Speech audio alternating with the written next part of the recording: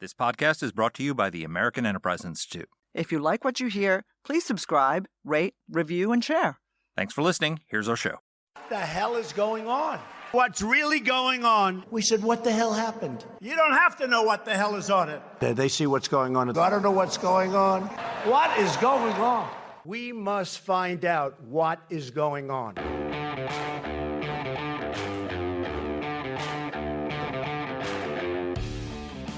Hi, I'm Danielle Pletka. And I'm Mark Thiessen. Welcome to our podcast. What the hell is going on? Mark, what are you reading?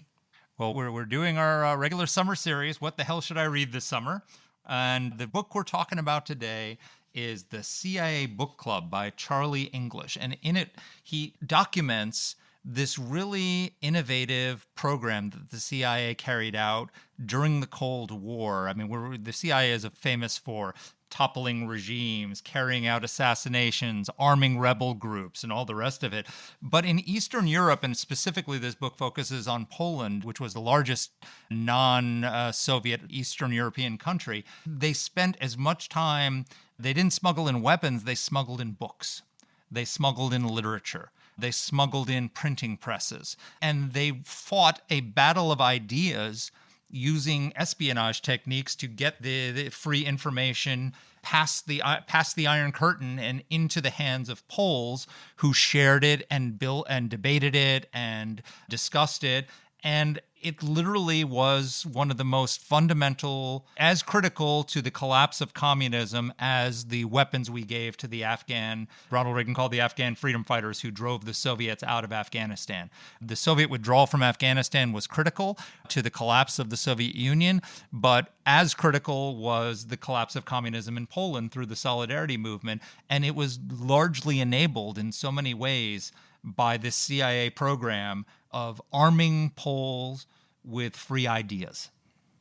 What struck me as we were talking to Charlie, the author, is just how we have lost this appreciation for the exchange of free ideas. You know, there's a lot of received wisdom in today's world.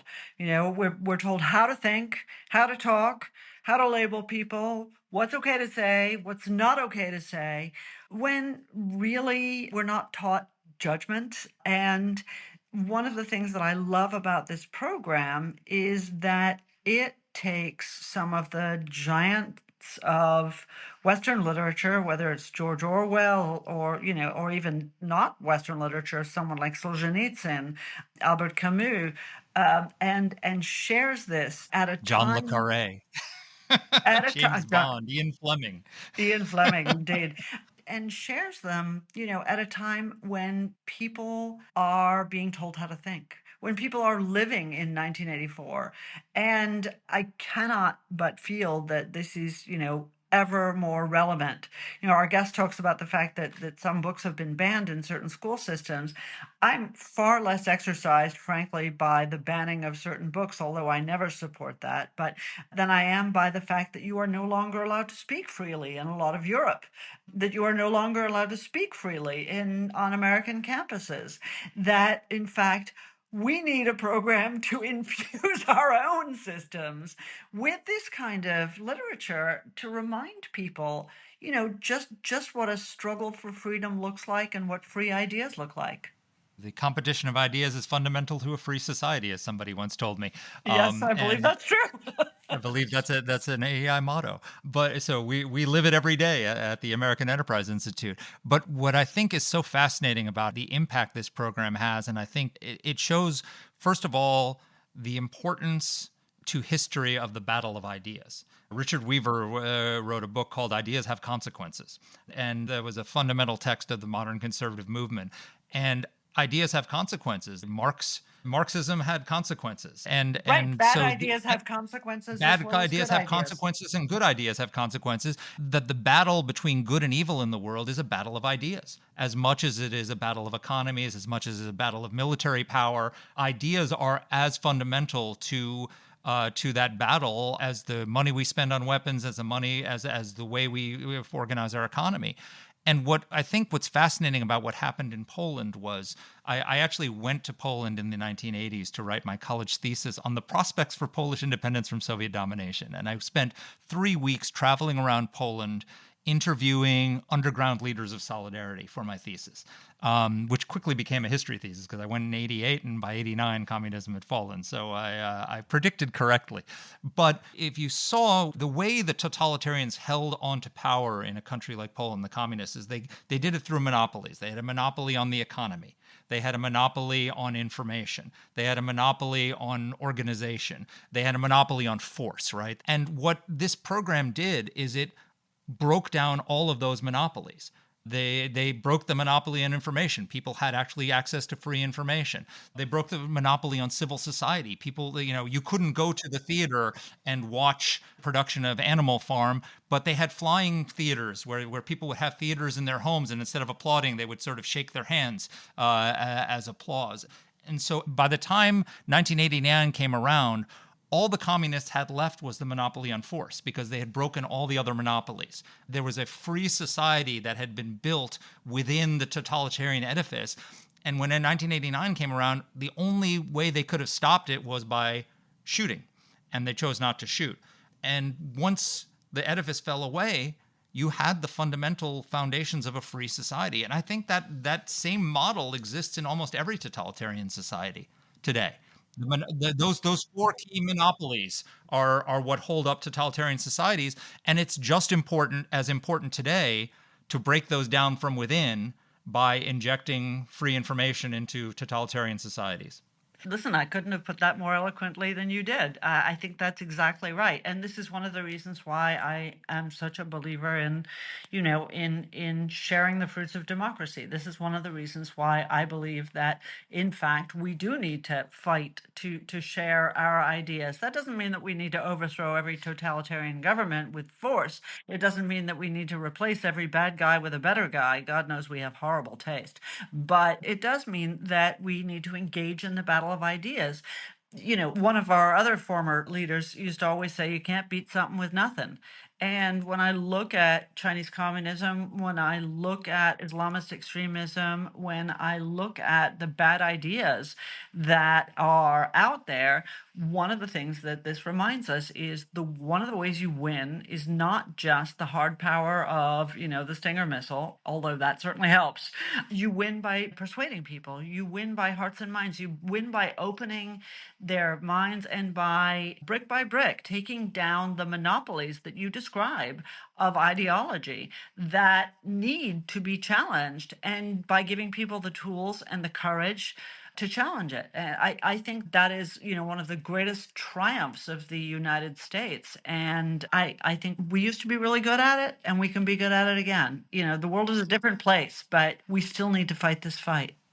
Yeah, and the other thing to remember is that this is far-sighted foreign policy because sometimes the fruits of this don't become apparent for decades. So, this program brought down communism in Poland, and now in 2025, Poland is stepping up as one of the pillars of freedom in Europe. It's got a vibrant multi-party democracy. They're spending 5% of GDP on defense. They're probably the most responsible and reliable ally we have in NATO right now. So we are literally reaping the benefits today of the things that we started doing in the 1950s in Poland and did through the 1980s in terms of building them up as a free, vibrant society and helping win that battle of ideas. Now, today, we can't necessarily rely on Germany. We certainly can't rely on France, but we can rely on Poland and the Baltic states and many of these Eastern European allies who recognize, first of all, are grateful for this even decades later, and two, have built these vibrant free societies with all the tumult that free societies have, but are reliable allies for us today. Yeah, you have to be far-reaching in your vision of these things. Take time. It's not magic. It's not magic, and it's when you don't do it at the tip of a bayonet. When you do it through a battle of ideas, it takes a long time sometimes, but the fruits show up later. That is 100% true. So let's talk about the author of the CIA book club, The Secret Mission to Win the Cold War with Forbidden Literature. Charlie English is a London-based nonfiction writer. He's the author of 3 internationally acclaimed books. He's appeared on NPR. He's appeared on the BBC, on Channel 4. He's been all over the place. And he's given talks at The Hay, at Jaipur, at the Royal Geographical Society, where he's a fellow. He was the head of international news at Guardian News and Media. And notwithstanding that fact, we really loved having him on. And now he's on the What the Hell podcast. Here's our interview.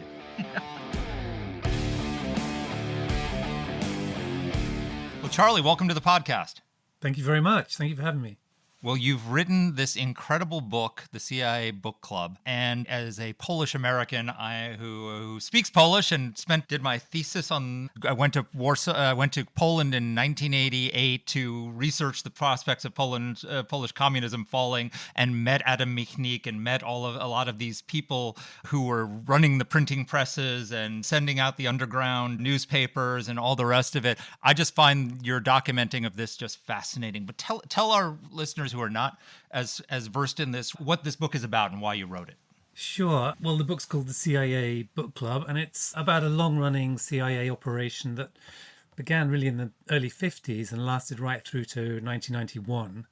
And it aimed and succeeded in infiltrating about 10 million books through the Iron Curtain over the course of that time, through a whole plethora of different methods. I mean, there were kind of books stashed on yachts crossing the Baltic, hidden in secret compartments on trains or trucks, or, just in the post, because the communist censors didn't pick up everything that was sent through the post. And the idea was to undermine the kind of draconian systems of censorship that existed in the Eastern Bloc at that time. And you mentioned Poland. Poland was it was the kind of largest country in the Eastern Bloc that wasn't within the USSR itself. So it was important for that reason. But it was also the country where they welcomed these books really more than any other part of the Eastern Bloc. And so the CIA kind of used this opportunity of the Poles loving this illicit literature to flood the country with texts that they really weren't allowed to read. So one of the reviews of the book said that this reads like an Ian Fleming, James Bond story. And what I would really love for you to do is tell some stories about George Minden, a sort of unlikely CIA operative, a Romanian aristocrat who turned spy master and samizdat king, and his partners in Poland. And just tell us some stories. Sure. Yeah. Well, I mean, Minden was, as you say, a Romanian exile. I mean, the CIA, through a vehicle called the Free Europe Committee, used a lot of emigres in this kind of operation. They were the same sorts of people who were running Radio Free Europe. And the idea was to kind of give these people who are very highly motivated to try and free their countries from communism, to give them the resources to do so. And Minden was one of these people, and he worked out of a little kind of nondescript office in Park Avenue South, where he had a team of people. They had desks for each East European country. There was a Soviet desk, and then there was Poland and so on. And Minden kind of ran a network. I mean, the best way to think of this is a kind of network of more or less equals, but with a fair amount of the money coming from the CIA. So Minden was really enabling emigres to do work that they wanted to do in any case. And some of them were incredibly inventive. So, for instance, I have, you won't be able to see this on a podcast, but this is a miniature edition. So this is the kind of thing that they would publish. I think this is from about 85 actually, it says here. And you could print these and you could slip them inside, say, describe what you're holding. It's a magazine. It's a Polish emigre magazine called Kultura, right? That's right. Yeah. So this was published in Paris. Yeah, by a guy called Jerzy Gidroich, and it was very influential in the Cold War, particularly in Poland. And you could fit a bunch of these in a tin of, say, baked beans, or what looked like baked beans.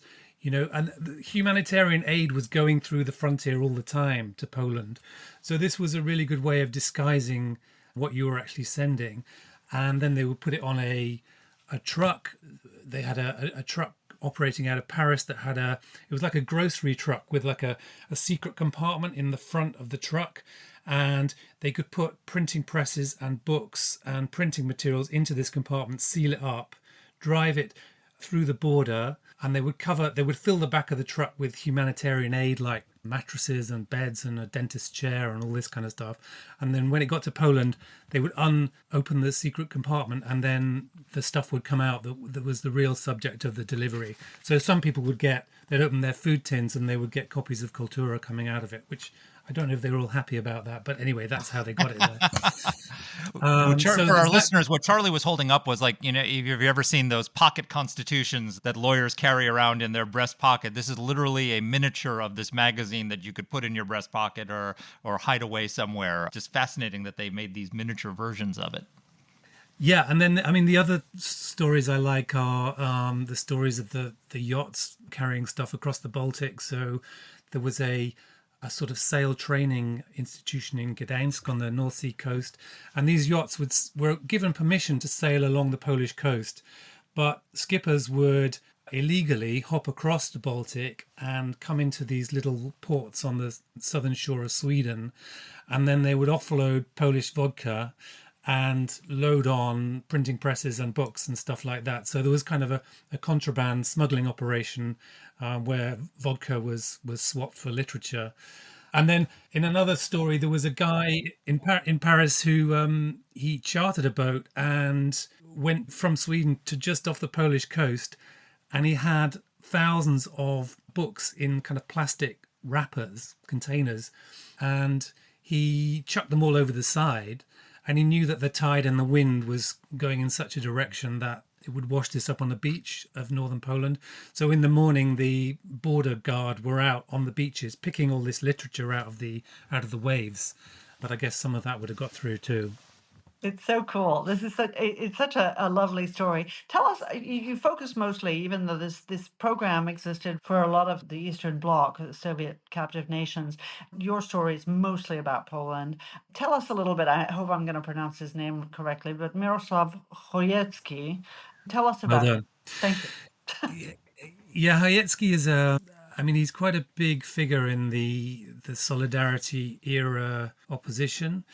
He was the son of war hero parents, so his mother and father had fought the Nazis in the Warsaw Uprising, and so his family had this kind of tradition of resistance. I mean, Mark, as you know, Poland has a fairly tragic history in the 20th century of being invaded by Hitler and then by Stalin, of course. And so his family tradition, if you like, was trying to fight dictatorship. And in the 70s, he started up an underground publishing house called Nova, which became one of the biggest underground illegal printing houses in Poland. And in 1980, he came out of Poland basically to meet some of the people in the West who would be able to support this underground press, including Minden, who ran the CIA book program.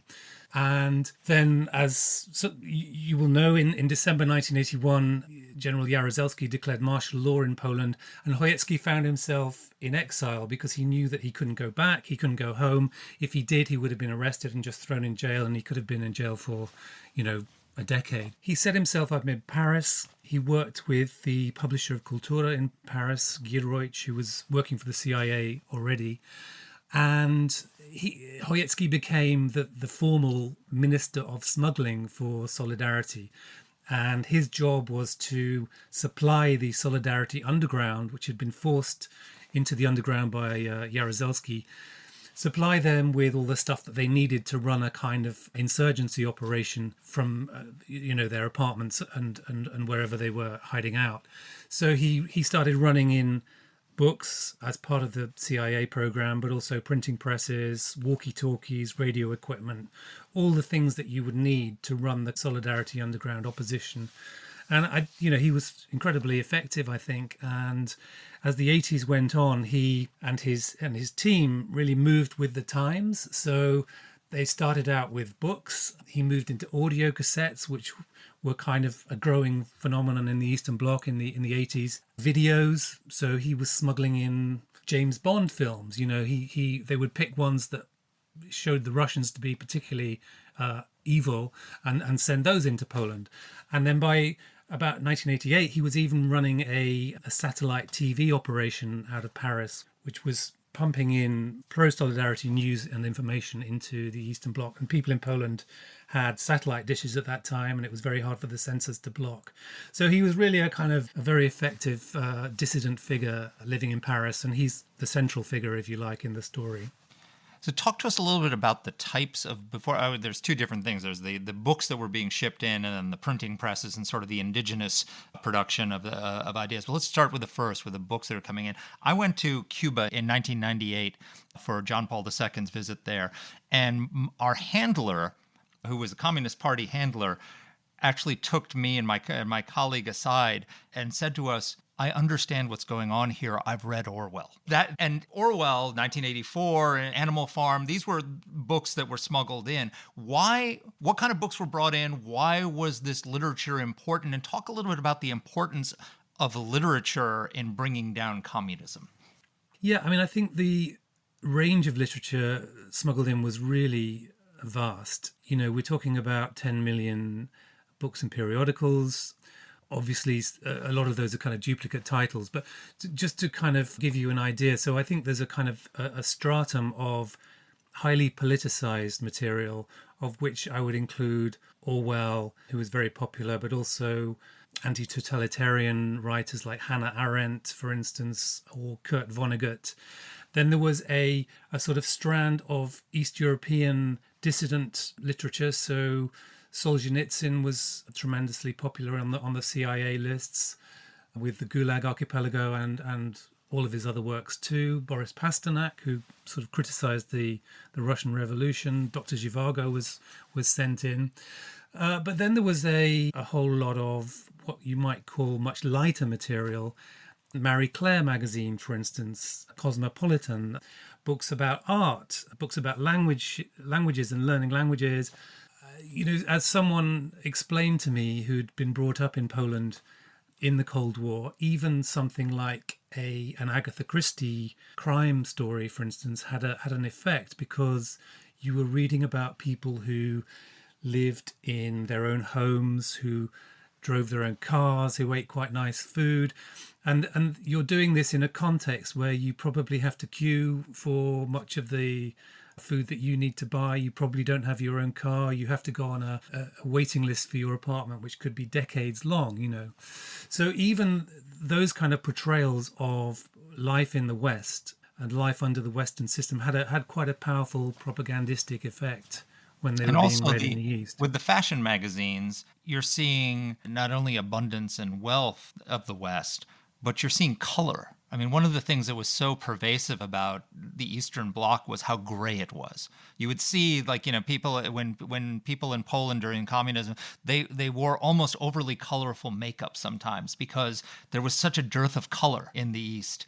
And to see all of that in a magazine and how people in the West dressed with such color and with such fashion, that was showing the, you know, insufficiency of their system, wasn't it? Absolutely, yeah. I mean, fashion was really frowned upon, I think, for much of the time in the Eastern Bloc.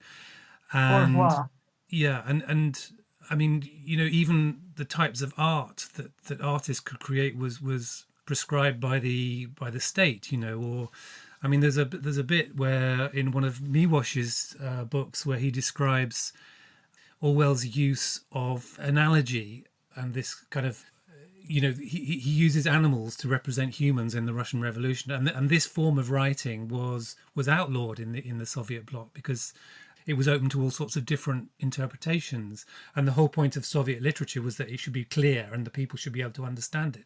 So all these kind of things were very heavily restricted. So, you know, things that we would think of in the West as being completely innocuous had very different meanings over there. I think it's very hard for people of a certain age to imagine the parallel universe that was the Soviet space, that people brought toilet paper and Levi's jeans with them, and that these things were currency, right? Because they were denied them by the communist government. One of the reasons this book was especially interesting to me was because there's a lot of controversy now over the activities of the United States in a variety of non-democratic countries. So, our work, The Voice of America, Radio Free Europe, Radio Liberty, all of which were born from the same spirit that this program you're talking about was born from, are in question. And I think some of the questions are probably quite legitimate. Are you effective? Are people listening? Are you trying to topple democratically elected government? Those are all reasonable questions. But then there are cultural questions, and I think this idea of cultural warfare, of cultural information warfare, has very much gone by the wayside. People think to themselves, the internet, Instagram, TikTok, that's doing it all for everybody. But the reality is that this literature was hugely powerful.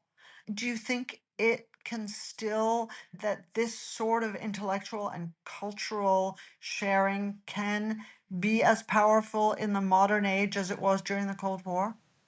Yes, I think the situation is much more complicated now. I think in that time you were really the effect of the censorship was to create a kind of vacuum in the Eastern Bloc, a vacuum of ideas. And I think Minden at one point calls it an intellectual straitjacket that was imposed on the Eastern Bloc. So what you're doing effectively is puncturing the guard wall around that vacuum and putting in different ideas that people can then discuss and take up as they see fit. I think the situation we're in now is almost the opposite, in that we're just drowning in information all the time, and our struggle now really is to find out what within that pile of that mountain of information is real and what isn't, and that I think is the challenge of our time. So can cultural offensives, if you like, be effective in that? Yes, I think of course they can be, and I think soft power is somewhat underrated in America at the moment.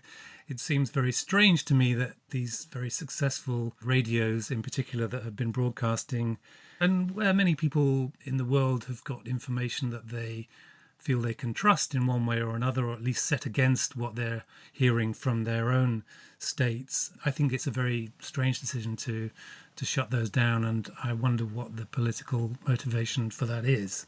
Well, full disclosure, I'm on the board of Radio Free Europe, Radio Liberty, so I'm a charter member and supporter of that institution. But also, what strikes me as interesting is that you also have to have a target nation that can accept this kind of intellectual warfare. So Poland was, first of all, a very intellectually rich culture.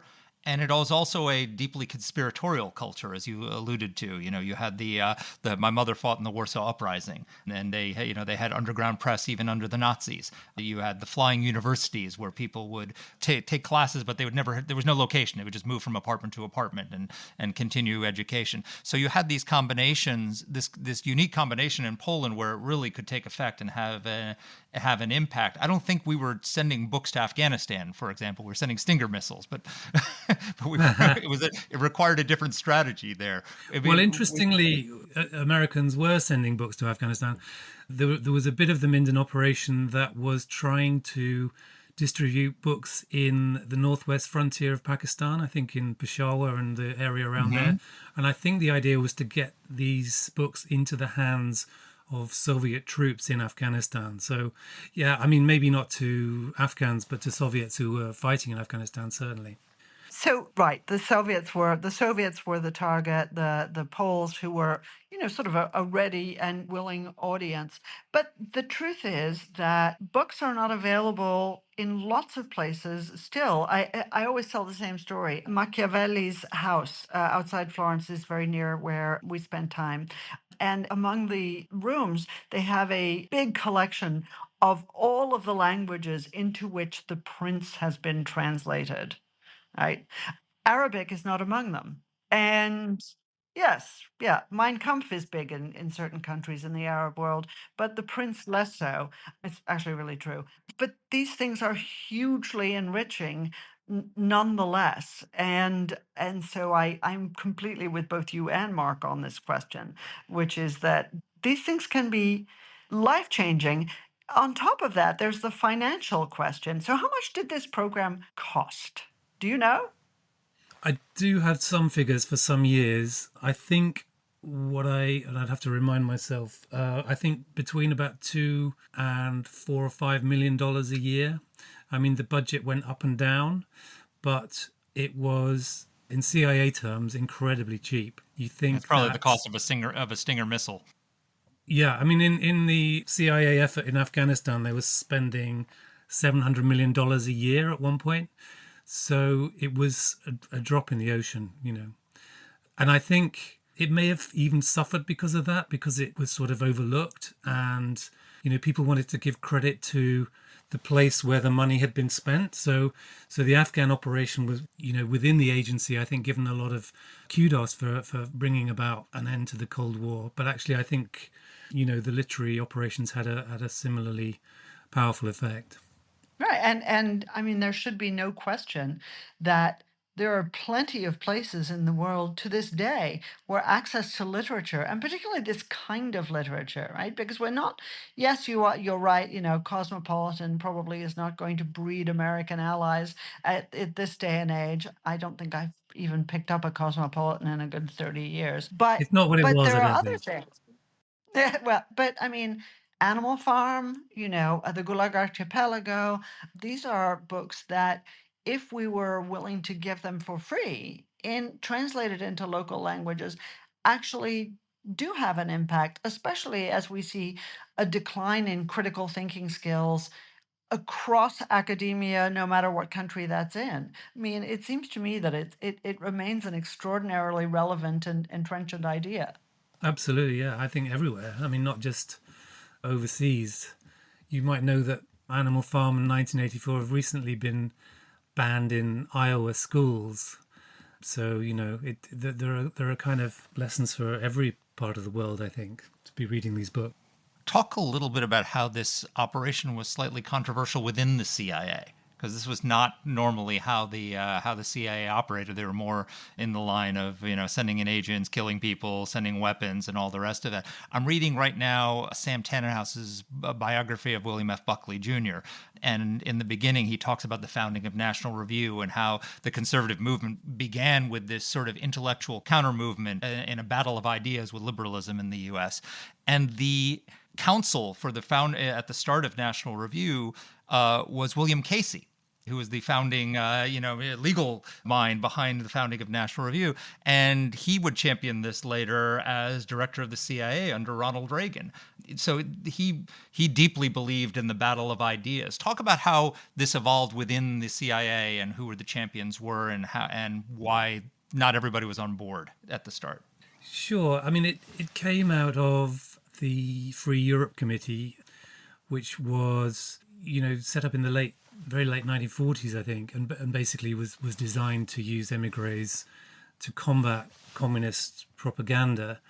And the Free Europe Committee, I mean, famously produced Radio Free Europe, which we've talked about, and which was a great success.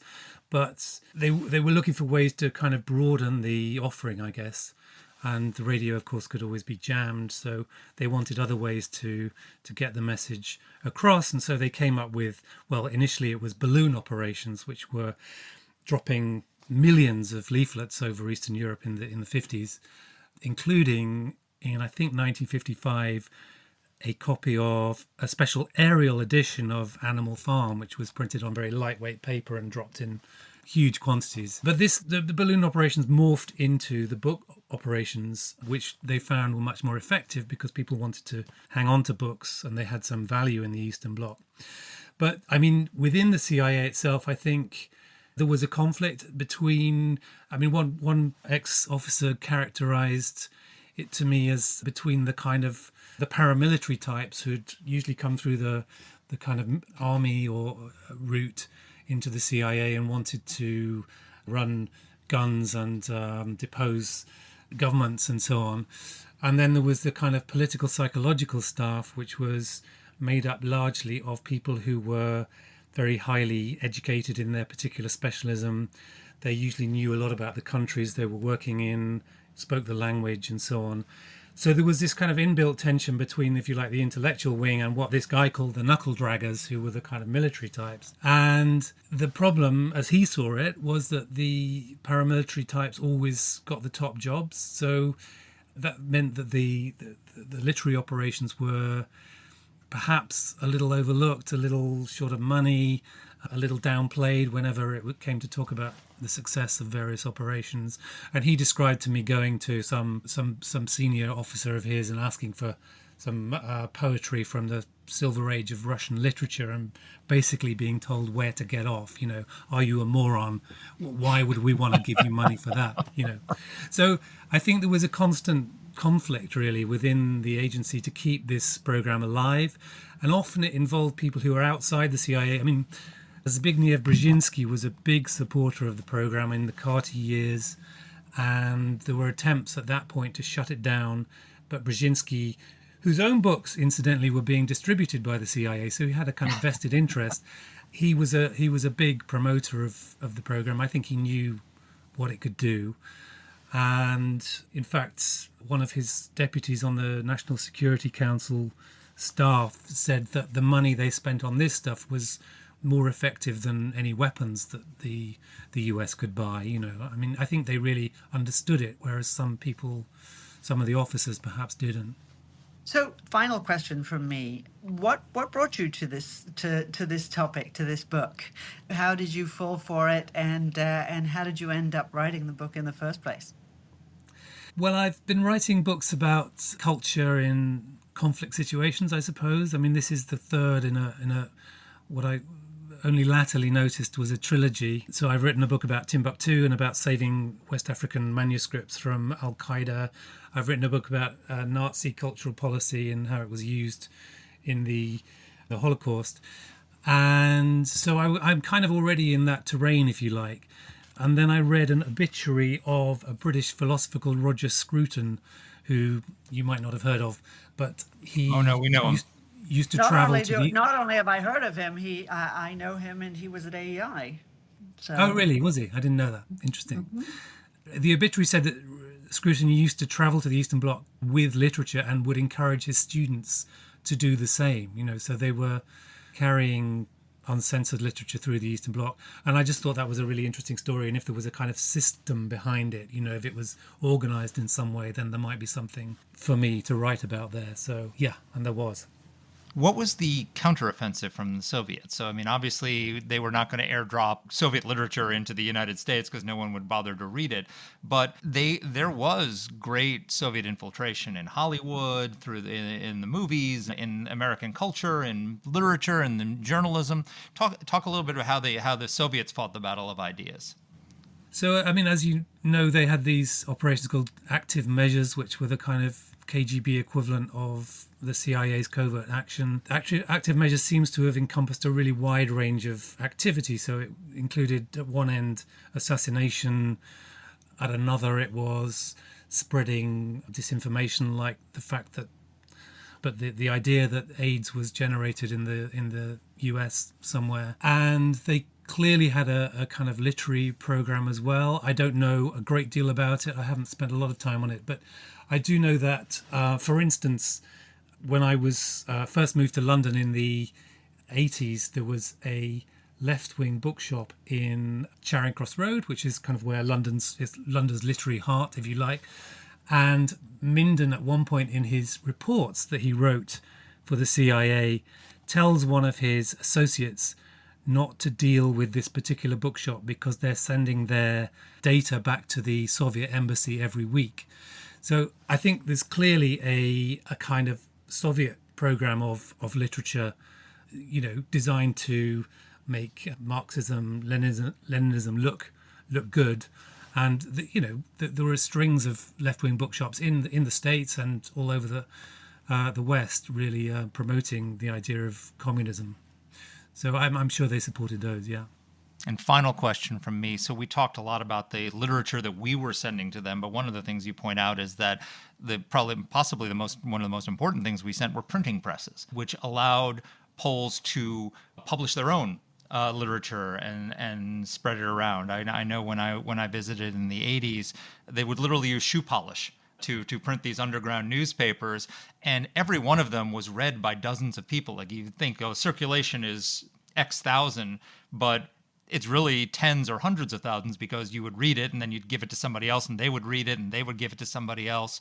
They were publishing their own literature, they were publishing their own news, breaking the information blockade. Talk a little bit about how we enabled the Poles to have an free intellectual life within the confines of communism. Yeah, so as you rightly pointed out, the Poles had a kind of long tradition of underground conspiracy culture, and even underground presses too, underground publishing. And I think it really began in the late 70s during the Cold War. There was an organization called CORE, which was a kind of dissident group that started up in around about 1977 in Poland. And Chojecki, who's the hero of the book in many ways, was involved with CORE and also started to publish work for them. What they realized quite quickly was that they needed ways of communicating that were not going through the state censor system. So initially this was just typing stuff out on typewriters with often with carbon paper, and you might be able to do 6 copies like that and you'd pass it on to somebody else on the understanding that they would also make 6 more copies. And so there was a kind of pyramid scheme, if you like, of spreading information that was initially just done by typing stuff out in these little newsletters. But Chojecki and others developed these techniques of underground printing. Sometimes they were just done on silk screens. I mean, the mechanisms they started out very, very basic indeed, and then got more and more sophisticated as time went by. And then in 1983, the CIA launched an operation called QR Helpful, which seems to have piggybacked on the book program and kind of overlapped with it, in that the same people were doing book distribution and working for QR Helpful. And QR Helpful was designed to support underground printers and underground publishing in Poland. So Chojecki was sending large quantities of presses. They started out being these kind of mimeograph things that I used to have at school that produced kind of purple lesson notes that the teacher handed out. These very basic devices. But they soon moved into offset presses, which could print 10,000 copies of a publication in a day. And once you got that level of printing and that speed of printing, it was very hard for the state to clamp down on it. And so you get there's a famous underground paper that was supported by the CIA called Tygodnik Mazowsza, or meaning Mazovia Weekly, which was very important in the anti-communist movement in Poland in the 80s. And that had a circulation of probably something like 50 to 80,000 copies at its high point. And as you rightly say, each of these was being read by possibly dozens of people. So the circulation of uncensored facts and information was really very wide by the mid-80s. There's a stat I've read somewhere that's saying that about 40% of Poles by the mid to late 80s could read uncensored material. And, if you get to the point where you're a totalitarian system and you don't have control over what people are reading, then you're really losing control of the whole society. And I think that's what happened in Poland in 88, and then in 89 they had the first semi-free elections in the Eastern Bloc, and Solidarity won it hands down. And then within a year, the entire communist apparatus in Eastern Europe had collapsed. Well, it's funny because this clearly played a key role in bringing about that collapse, but it also played a critical role in the success of Poland in post-communist times, I think, because what they did was they allowed the Poles to build a free society within the edifice of communism. They had free information, they had debate, they had theater, they had all these different things. And so when the edifice of communism fell away, there wasn't a void. There was a free society, a thriving free society there that just picked up and took off. And it had its troubles, but if it hadn't been for that, if you look at some of the post-communist societies where this didn't exist, they've had a much harder time. So I think one of the reasons why Poland is, I think Poland is now on track to surpass Great Britain in per capita GDP by 2030.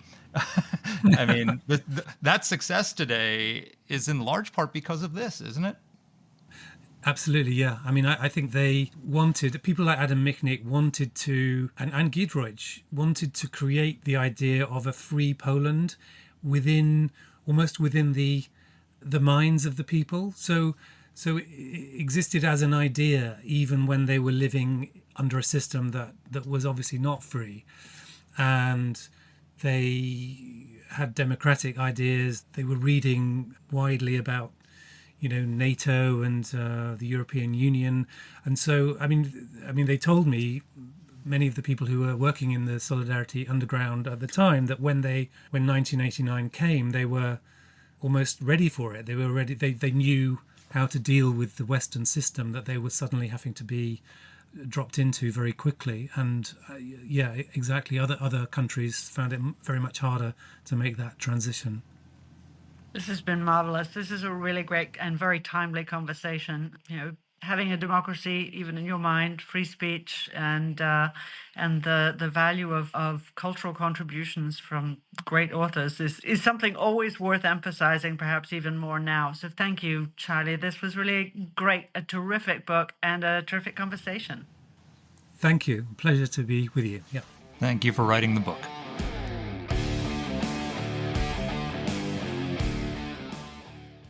Let us know what topics you'd like us to cover. You can get in touch with the show by emailing us at whatthehell@aei.org. Or you can reach us on Twitter. I'm at @dpletka. And I'm at Mark Thiessen. That's Mark with a C. Please rate and review the podcast. If you like the show, please subscribe, share it, comment on Apple Podcasts, or wherever you're listening to this. Thanks for listening.